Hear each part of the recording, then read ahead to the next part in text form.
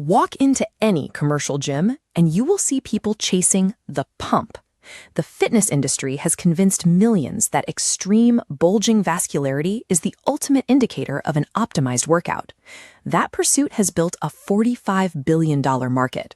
Shelves are overflowing with L-citrulline, arginine stacks, and concentrated powders, all promising to maximize your blood flow by boosting a single molecule, nitric oxide.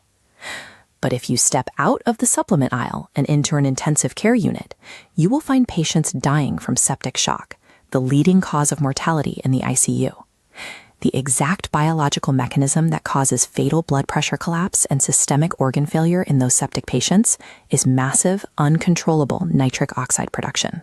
Consumers are unknowingly spending billions of dollars to intentionally induce a mild, localized version of a fatal medical crisis, entirely to achieve a temporary cosmetic aesthetic. The confusion started with a 1998 Nobel Prize that validated the nitric oxide pathway, but the Nobel Committee recognized a biological stress response. When cells suffocate, they release nitric oxide as a biochemical SOS, not a health optimizer. The physiological intent is pure triage. Nitric oxide forces your blood vessels to violently dilate, attempting to rush emergency oxygen to dying tissues. Inside cells, nitric oxide and oxygen molecules race toward the identical receptor, cytochrome C oxidase, the engine where mitochondria convert oxygen into ATP. When nitric oxide wins, it physically blocks oxygen.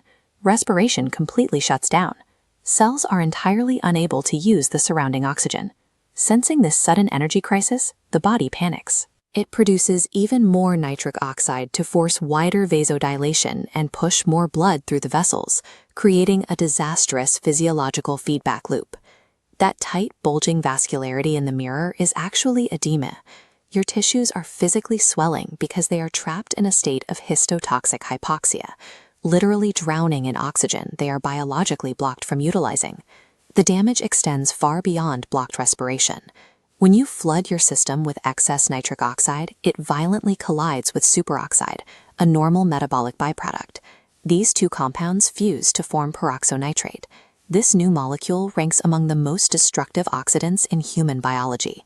Once formed, peroxynitrate systematically degrades the blood-brain barrier. It causes the misfolding of proteins that accumulate in Alzheimer's disease, and it directly kills the dopaminergic neurons associated with Parkinson's.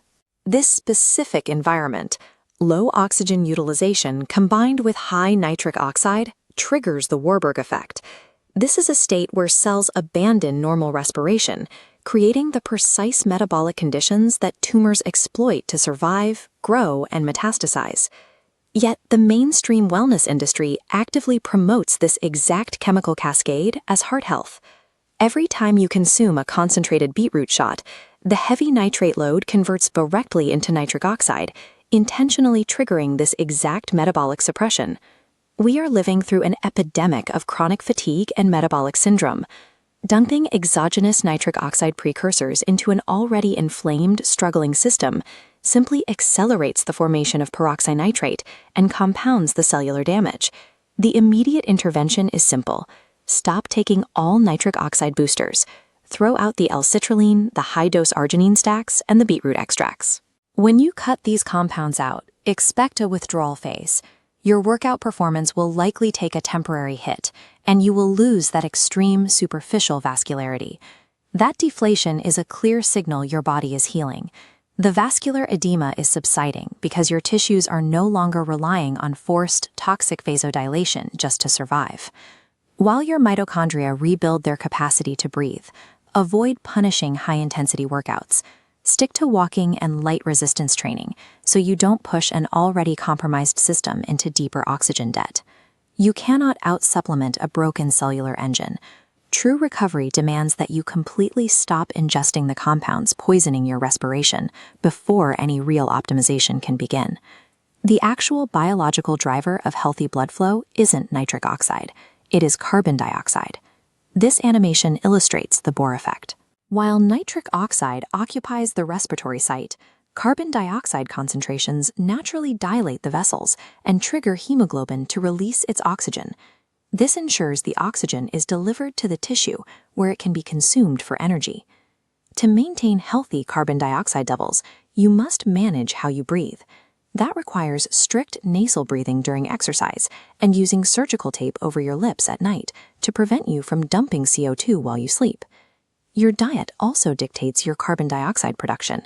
You need easily digestible carbohydrates, like fruit and white rice, while aggressively cutting out polyunsaturated fats, specifically the omega-6 seed oils that suppress your cellular metabolism.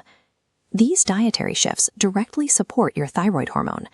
The thyroid acts as the master governor of your overall metabolic rate, and a healthy thyroid is what ultimately restores your mitochondria's capacity to actually utilize oxygen. Calm, resolute.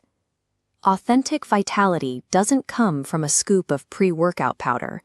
It requires abandoning the cosmetic illusion of forced blood flow and doing the necessary work to support true, functional cellular respiration.